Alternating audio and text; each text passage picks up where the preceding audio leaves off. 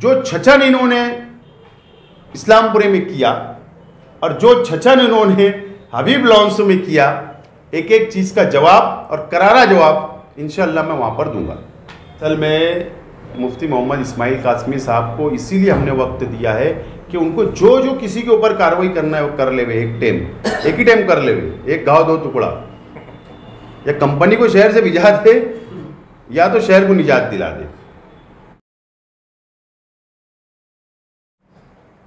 2-3 रोज पहले मालेगांव शहर के एमएलए मुफ्ती मोहम्मद इस्माइल साहब ने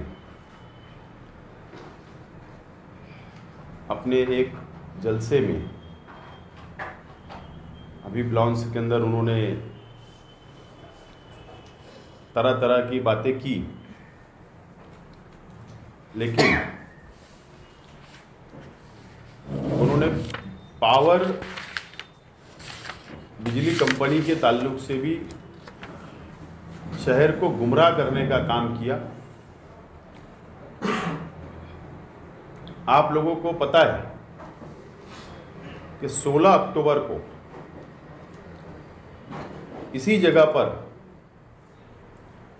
हम लोगों ने प्रेस कॉन्फ्रेंस लिया था और दिवाली के बाद हम लोगों ने ये ऐलान किया था कि मालेगांव शहर बंद किया जाएगा और एक महामोर्चा निकाला जाएगा पावर कंपनी के खिलाफ में। ये तमामी अखबारात के अंदर भी खबर आई, यूट्यूब चैनल के ऊपर भी, और शहर की आवाम ने भी देखा, पढ़ा, सुना। लेकिन उसके दूसरे ही रोज़ मुफ्ती मोहम्मद इस्माइल साहब इस्लामपुरे के अंदर बिजली कंपनी के कर्मचारी ऑफिसरान के साथ जो भी उनके वहाँ पर उनको बहस हुई, पुलिस स्टेशन में गए। खैर अच्छा काम है, उनकी भी जिम्मेदारी ये करना चाहिए। लेकिन जलसे में तरह तरह के इल्ज़ामात हम लोगों पर लगाए और शहर को गुमराह करने का काम उन्होंने किया। मेरा इल्ज़ाम है कि मुफ्ती मोहम्मद इस्माइल कासमी साहब बिजली कंपनी से मिलीभगत करते हुए हमारी तहरीक को डायनामाइट करने के लिए असल में दूसरे तीसरे दिन इस्लामपुरे के अंदर जाकर वो धड़के वहाँ बैठे और बहस की। और जो इल्ज़ामात उन्होंने लगाए, तरह तरह के इल्ज़ामात लगाए, वो भी एक हथकंडा इस्तेमाल किया गया। वो असल में हमारी अपनी तहरीक जो हम लोग ने ऐलान किया कि मजबूती के साथ एक शहर के अंदर कॉर्नर मीटिंग लेकर शहर के अंदर बेदारी पैदा करके हम लोग महा आंदोलन और शहर बंद करने वाले थे बिजली कंपनी के खिलाफ। तो मुफ्ती इस्माइल साहब ने हमारी तहरीक को डायनामाइट करने का काम किया और एक अलग तरीके से माहौल पैदा करने का शहर के अंदर काम किया। अगर मुफ्ती मोहम्मद इस्माइल साहब तहरीक चलाना चाहते हैं तो आज हम लोग मुफ्ती मोहम्मद इस्माइल कासमी साहब को नवंबर एंड तक मुफ्ती मोहम्मद इस्माइल कासमी साहब को वक्त देते हैं कि आप पावर बिजली कंपनी के खिलाफ पर रास्ते पे उतरो, शहर बंद करो, तहरीक चलाओ। अगर आप शहर का फायदा कर सकते हो, जो अत्याचार कंपनी कर रही है, जो नाइंसाफी शहर की आवाम के साथ कर रही है, जो जुल्म कर रही है कंपनी शहर की आवाम के साथ, चाहे बुनकर हो, छोटा मोटा धंधा करने वाले हो, चाहे घरगुती हो, तमाम ही लोगों के साथ जो अत्याचार कर रही है, जुल्म कर रही है, अगर आप शहर को फ़ायदा दे सकते हो, कंपनी से निजात दिला सकते हो, तो हम नवंबर एंड तक मुफ्ती मोहम्मद इस्माइल कासमी साहब के लिए टाइम देते हैं। वो तहरीक चलाए, वो शहर की आवाम को राहत देने का काम करे। बहरहाल हमारी अपनी तैयारी जारी रहेगी, हमारी तैयारी जारी रहेगी। पावर बिजली कंपनी के खिलाफ में हमारी मुकम्मल तैयारी हम लोग कर कर रखेंगे, वो कानूनी भी और फील्ड के ऊपर भी, माहौल बनाने के लिए भी। मैं आपको जो बिजली कंपनी जब से आई, शहर के कोई भी सियासी पार्टी को या कोई भी शख्स को आज तक हुकूमत महाराष्ट्र से जो एग्रीमेंट हुआ उसकी कॉपी आज तक कंपनी ने नहीं दी और न शहर के आवाम को बताई।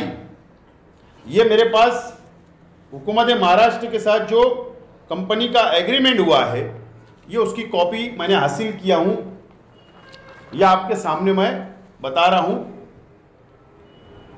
और अब इसके ऊपर हम लोग स्टडी करके जो भी रिक्वायरमेंट, जो भी सहूलत देना, कैसी सहूलत कंपनी के ज़रिए शहर को देना, कैसे वसूल करना, मीटर निकालना नहीं निकालना, तमाम ही चीज़ें इसके अंदर लिखी हुई है। हम इस एग्रीमेंट के आधार के ऊपर कागजी कार्रवाई, कानूनी कार्रवाई, हमारी तैयारी हम लोग शुरू रखेंगे।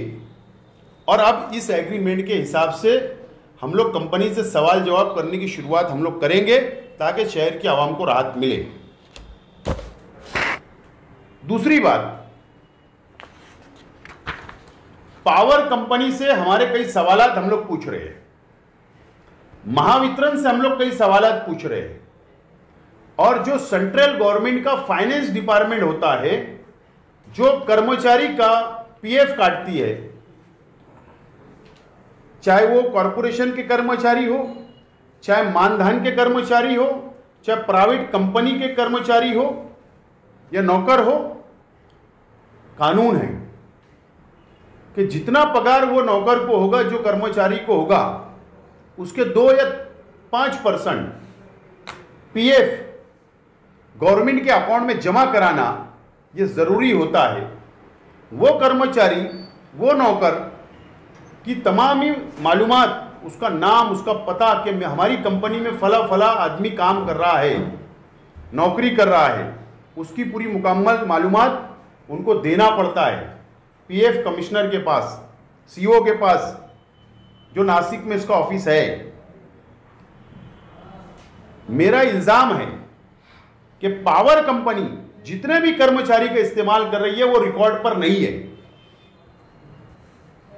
रिकॉर्ड पर नहीं है, पीएफ नहीं कट रहा है, गवर्नमेंट के पास वो कर्मचारियों की मालूमात जमा नहीं है।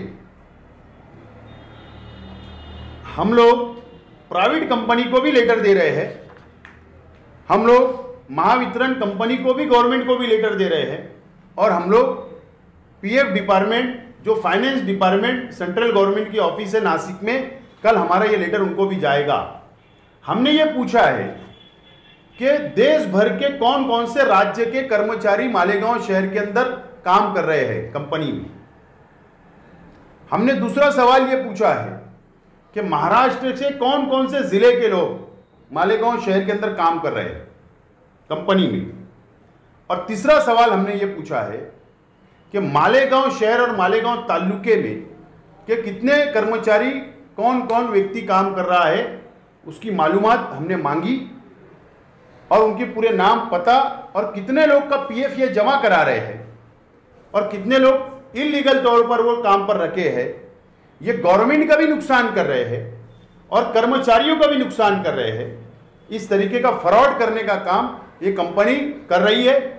ऐसी मुकम्मल मालूमात हम लोग मांग रहे हैं, और ये मालूमात हमारे पास आ जाने के बाद मेरी मालूमात है कि कंपनी डायरेक्ट कोई भी कर्मचारी को पेमेंट नहीं देती, डायरेक्ट उनके पास उसकी लिस्ट, उसकी मालूमात नहीं होती। ये मेन कंपनी दूसरी कंपनी को टेंडर देती है या तीसरी कंपनी को टेंडर देती है, वो उसको पैसा देती है और वो सबको पगार देता है। यानी एक तरीके से कानून के खिलाफ ये पावर कंपनी काम कर रही है।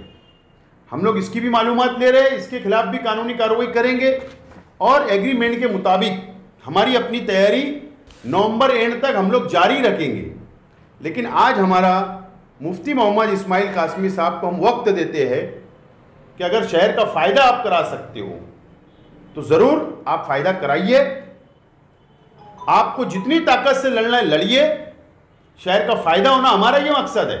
हमने अगर ऐलान किया था शहर बंद करने का, हमने ऐलान किया था मोर्चा निकालने का, तो शहर के हित में, शहर के आम को फायदा हो, जुल्मों के खिलाफ हमने ऐलान किया था। लेकिन मुफ्ती इस्माइल साहब कंपनी से मिली भगत करके, मेरा इल्ज़ाम है कि वो तहरीक को डायनामाइट कर रहे थे। इसके लिए आज हमने उनको वक्त दे दिया कि आप तहरीक चलाओ, हम नवंबर एंड तक देखेंगे कि आप शहर का क्या फ़ायदा करने वाले हो, क्या कंपनी से निजात दिलाने वाले हो। आपके पास तो पावर है, आप तो असेंबली के नुमाइंदे हो, आपको तो असेंबली में बोल सकते हो।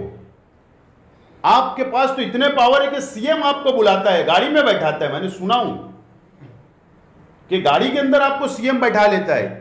तो फिर महाराष्ट्र से इससे बड़ा शख्स तो कोई हो ही नहीं सकता कि जिस शख्स सीएम जैसा शख्स महाराष्ट्र के सीएम एमएलए साहब को गाड़ी में बैठा रहे। तो यार इनका तो चुटकी बजाने का काम है। ये चुटकी बजा ले, वे सीएम पास जाए, कंपनी का एग्रीमेंट रद्द करवा दे, कंपनी पे कार्रवाई करवा ले। हम आपको नवंबर तक टाइम देते हैं, और नहीं तो अल्लाह के वास्ते कंपनी से मैनेज होकर आप ये शहर का नुकसान ना करें। और नहीं तो भी नवंबर के बाद हम लोग राष्ट्रवादी कांग्रेस पार्टी के जरिए जबरदस्त तहरीक चलाएंगे। तो कम से कम आप हमको वक्त दे देना। इसीलिए आज की प्रेस कॉन्फ्रेंस बुलाई गई थी।